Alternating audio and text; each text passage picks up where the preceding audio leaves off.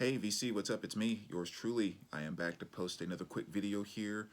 Just another recent update video. Just a bunch of, just like the last couple, just random stuff that has come in over the past week or two. My next video is going to be a response to Dylan over at Noble Records, his, I think, 7,000 subs contest.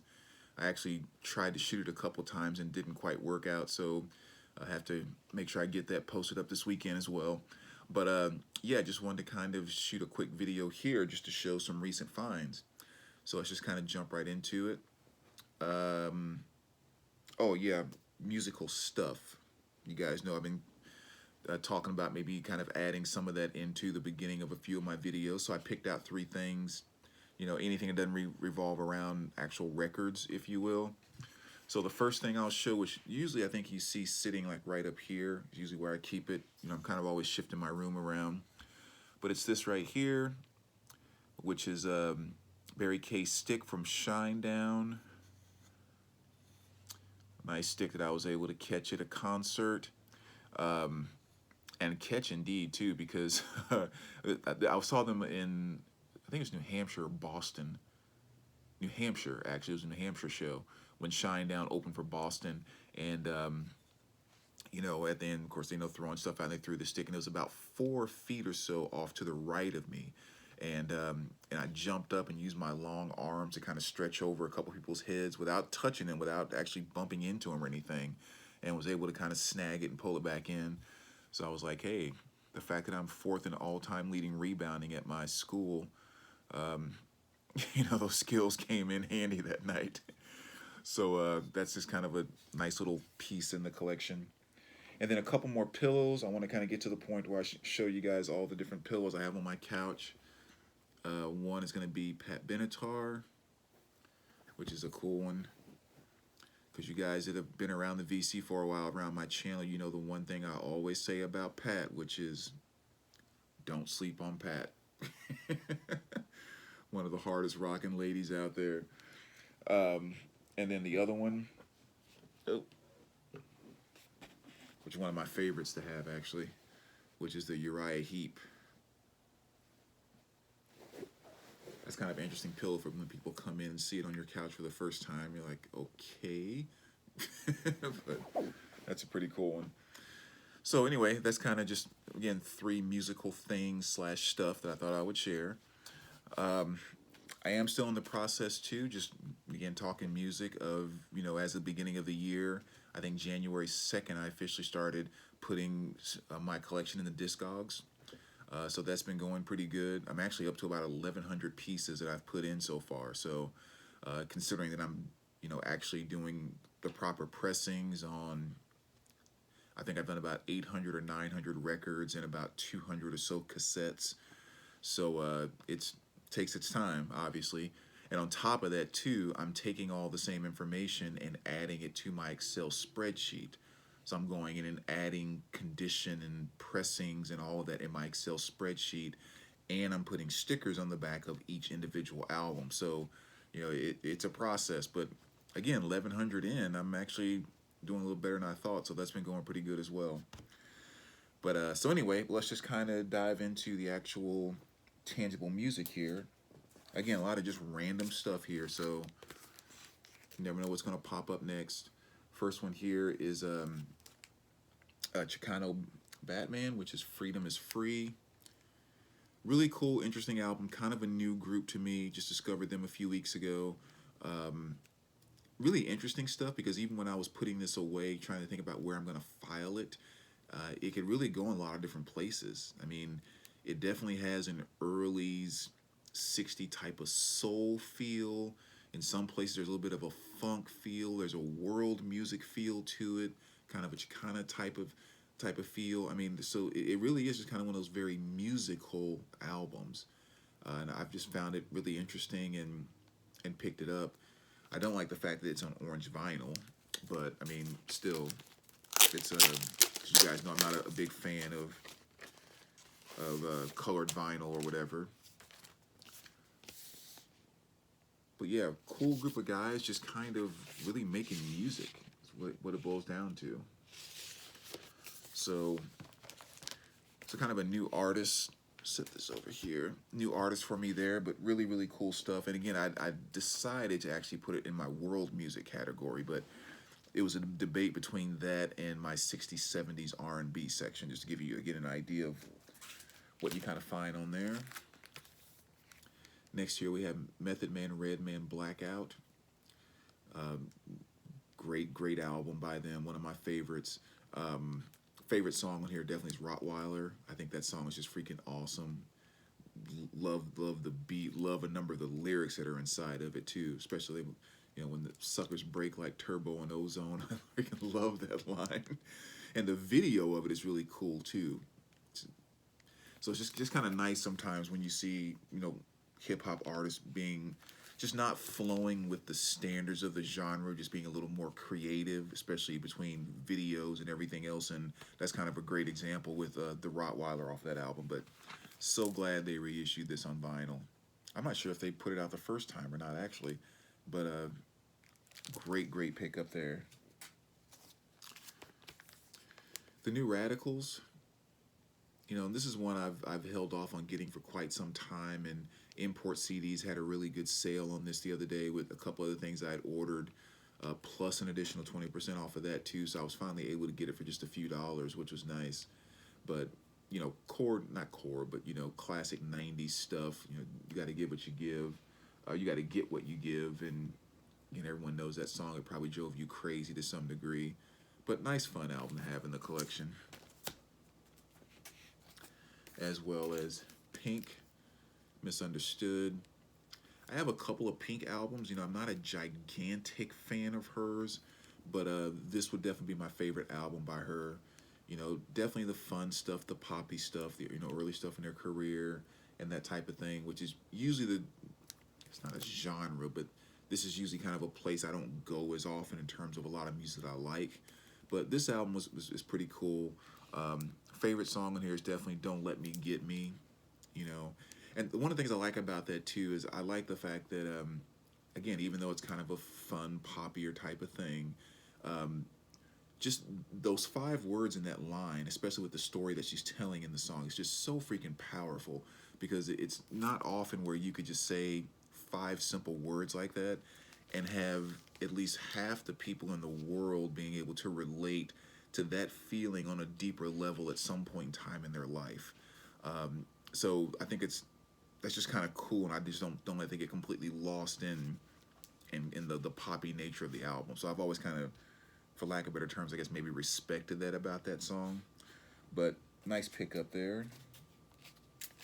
A couple other pieces I won't get too far into detail because I'm sure you guys are pretty familiar here, but The Kiln House by Fleetwood Mac. I don't know about you guys, but a lot of that early Fleetwood Mac stuff, I don't stumble across it in good condition. Stumble across it, but not in good condition very often. So to sometimes pick up something like this was great find, and just again early Mac.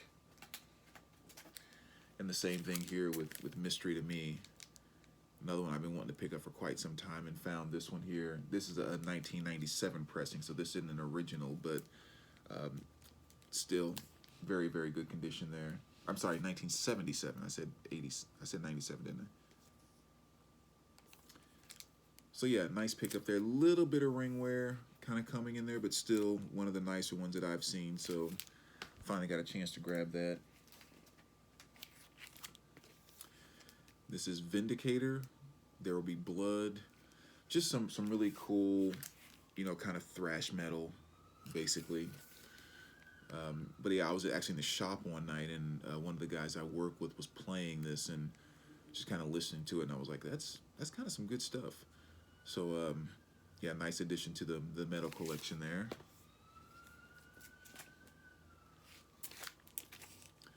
Huntsville, Past Increasing, Future Receding. Interesting kind of album. That's definitely kind of experimental, if you will. This is one of those albums where it's not one that I would push people to go out to buy unless they really like this, if you will, because there's really not a lot to it.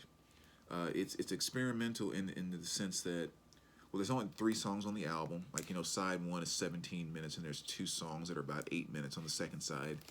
And again, the best way to describe it without being able to do a needle drop is you take like Emerson, Lake and Palmer, really, really simplify it. You know, nowhere near as complex as what ELP can do.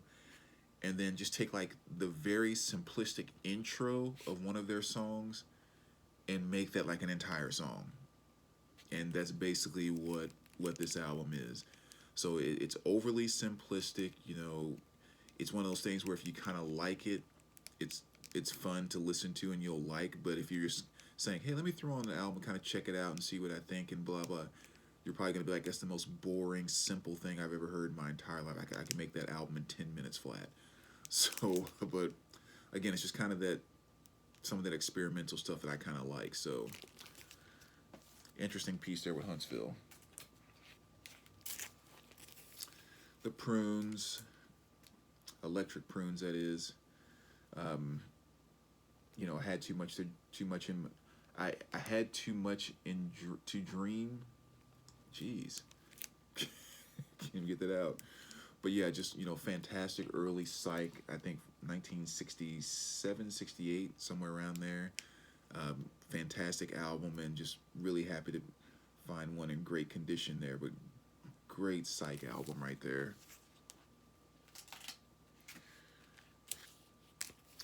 Spooky Tooth. This is Tobacco Road. Here you have really kind of classic rock. You know, I've always kind of thought about Spooky Tooth as more of a psychedelic type of band, but then actually picking up some of their stuff and getting a chance to really listen to it more and more, I've just kind of really feel like, it's really just more kind of classic rock as opposed to actually psych. But this is definitely a great album by them. You know, Tobacco Road.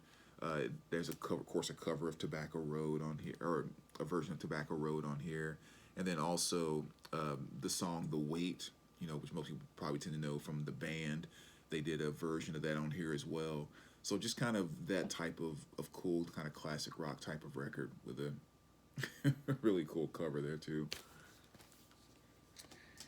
And a fantastic pickup for the Finders Keepers section.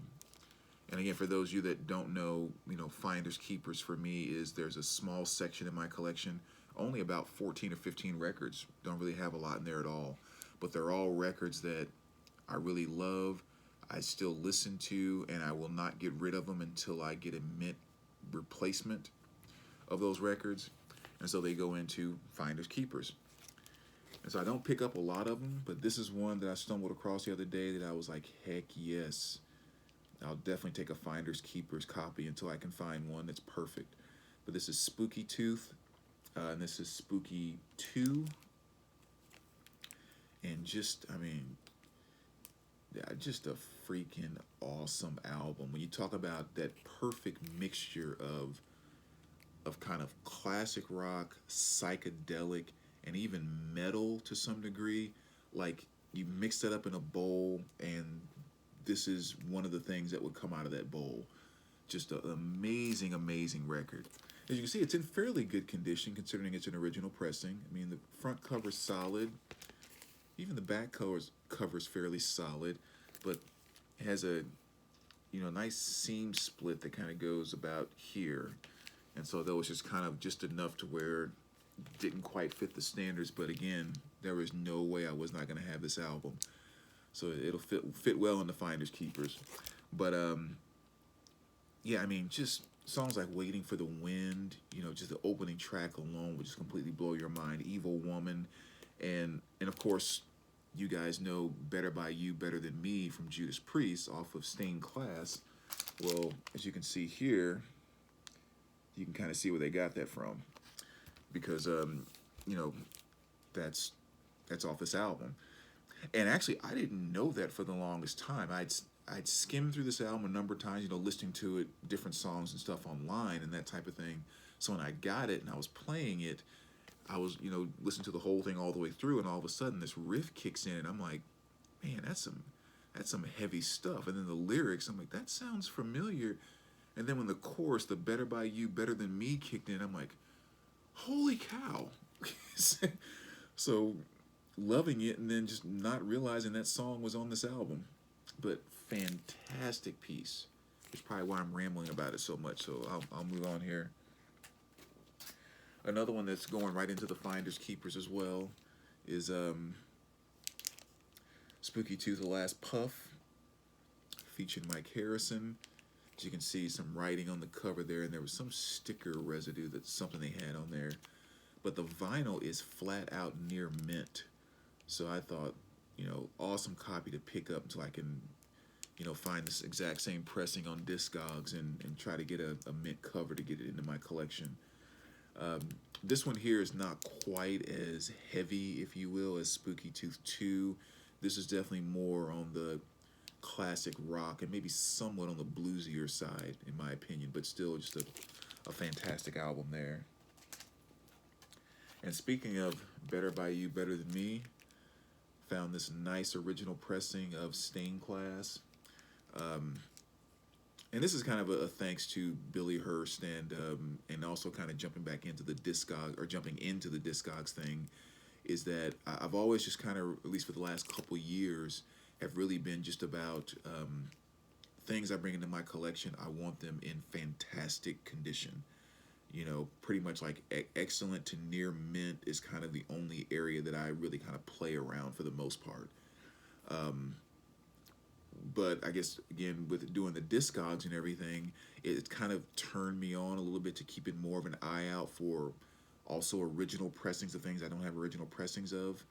So this is kind of a great example in, because I have a nice MoFi pressing of this, which is, perfect condition. But when I found this 1978 original pressing here, I thought, that's just too beautiful to pass up. So just classic Priest there. And like I showed with the Kiss in my last video, a couple of original pressings I got there. I'm sure that's something you'll see more and more kind of popping up in some of my videos moving forward. And actually another great example of it here too, which is Styx, The Grand Illusion, another classic album there. And actually the 180 gram version that comes in the box set, which I have, sounds really fantastic. But, again, this was in great condition. The poster was still in there, perfect condition. So I thought, hey, nice original pressing, might as well pick it up. And again, I don't have to go into that album, Come Sail Away, Miss America, The Grand Finale, The Grand Illusion, blah, blah, blah. You guys know that album. Classic Kicks, Styx. Kind of a newer artist to me here, which is Ray Stevens of Shea. Really cool stuff here too. Again, kind of hard to describe. Definitely kind of a jazzy type of feel. Music is jazz, vocals and lyrics a lot more world music. So it's kind of a nice combination between the two. And I actually had a little bit of a debate about which section I was going to file it in, but I decided to go with world music. It definitely gives more of that feel to it. So again, hard to describe without a needle drop, but definitely an interesting one to kind of check out. And this was a really good reissue, Aretha's Gold. And this is the Rhino reissue. Just, kind of her greatest hits. You guys know that inside and out too. So yeah, I was really glad they reissued this. They had a MoFi copy of this out, but it's just, of course, the price of it. I think it was a 2OP, I think. And the price has always just been so ridiculous. I do have the MoFi CD, but I never had an opportunity to get my hands on a copy of the vinyl. So I went ahead and picked up this Rhino reissue, and again, just classic Aretha Franklin doing all the great stuff she does. It's really all I have to kind of say about that.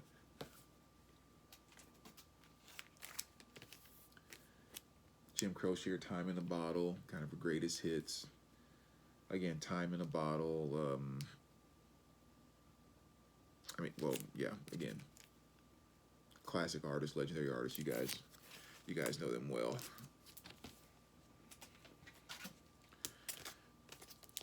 This is kind of a new artist I recently started to get into, which is Marianne Faithfull, and this is Marianne Faithfull's Greatest Hits. Really cool cover there too. That's actually just an awesome cover.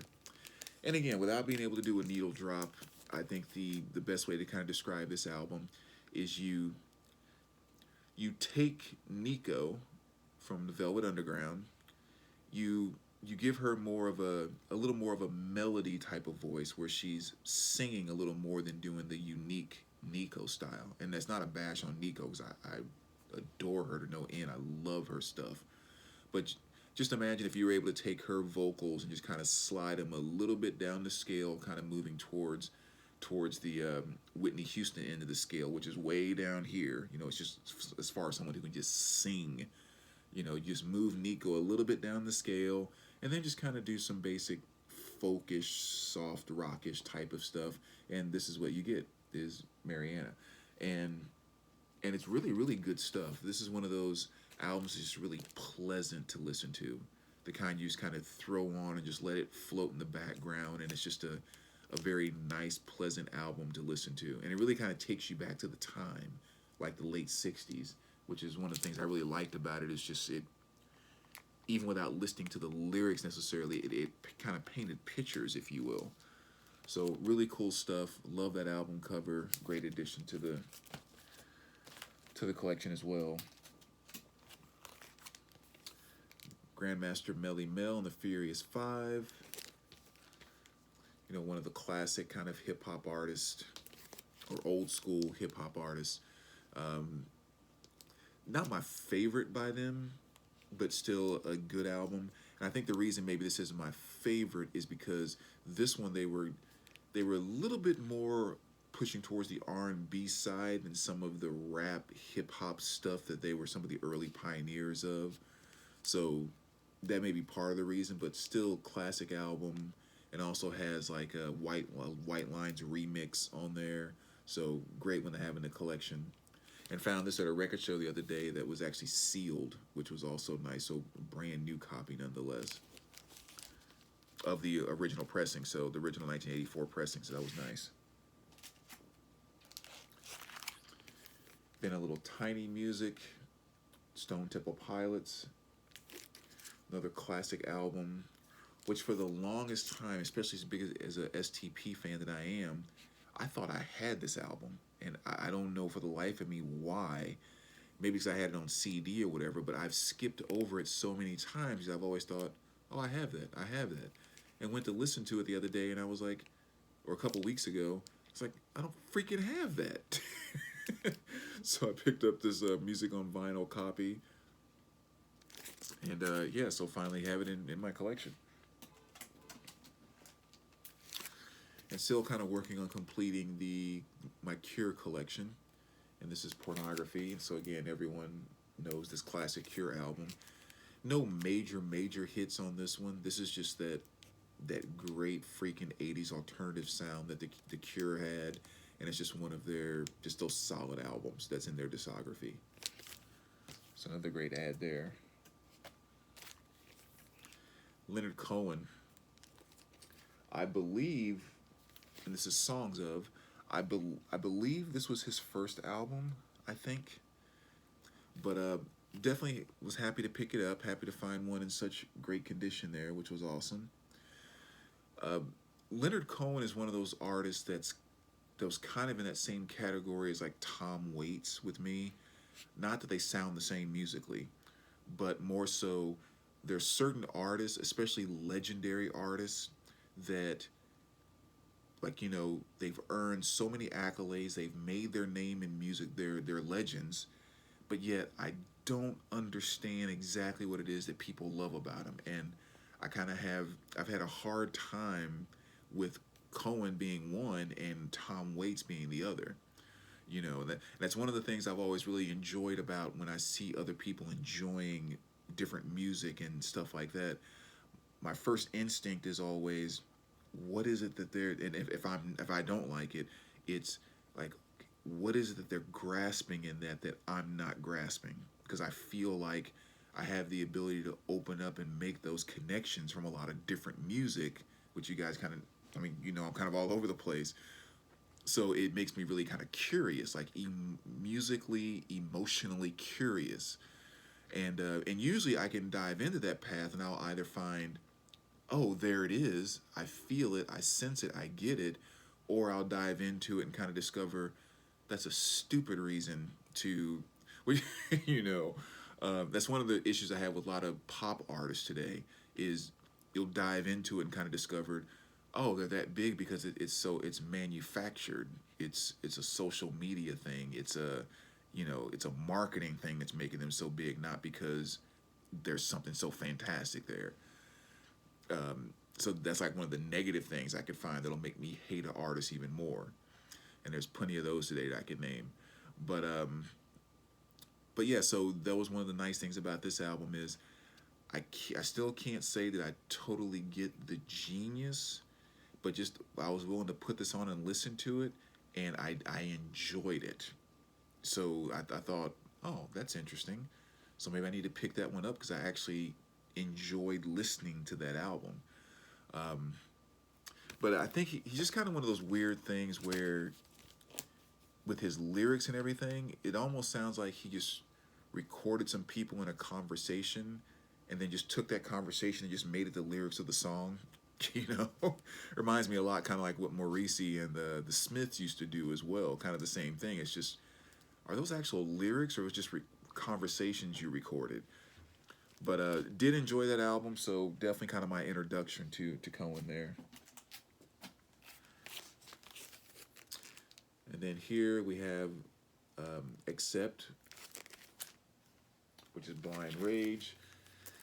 Pretty close to completing my Accept collection. There's only three more pieces that I need, which is Death Row. Oh gosh, I'm going brain dead. I just picked up the Predator. Oh God, it'll come to me. I can see the covers, but I'm forgetting the names. But this was just kind of another piece that I needed there, and modern Accept, if you will, which quite nicely sounds in a lot of cases very similar to old Accept, classic Accept, which is kind of cool.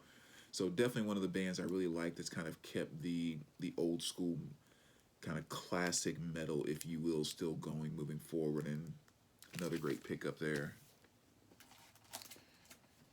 And four more quick ones here. Marvin Gaye and Tammy Terrell, Greatest Hits.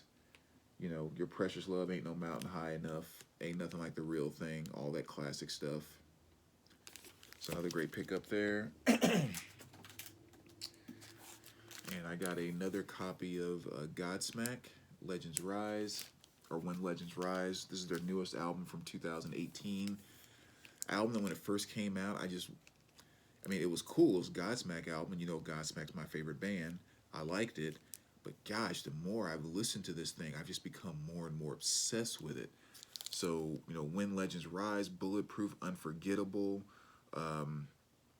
Under Your Scars is a good song, but I get tired of that one really fast. But yeah, those first three songs, When Legends Rise, Bulletproof, and Unforgettable, I just been listening to those just, God, back to back to back. And anyway, there's a number of different pressings of this, and I already have the black vinyl. This is the black and white smoke vinyl. As you can kind of see there. And then I also just ordered the red vinyl as well. So I'm going to try to get these in all the different colors that they've put them out in. Which again is something I typically don't do, but when you're one of the biggest Godsmack fans in the world, that's the kind of stuff you do. And this is actually a replacement copy, but it's worth showing, I thought. Corey Hart. First Offensive. Come on, Sunglasses at Night. Got to give some props to that. So nice, beautiful copy of that. And last but not least, we'll end this video with just kind of some pure class, which is the one and only Dionne Warwick. Greatest Hits, 1979 to 1990. Brand new sealed copy, which is beautiful. Love Dionne to death. Just not only just her stuff. Just the beauty that she brought to like the jazz vocal thing, and also being able to cross over into some slight R&B stuff when she wanted to, but just mostly that jazz vocal. Every time I see her, or think about her or listen to her, like her and Lena Horne, the only thing that comes to mind is just class.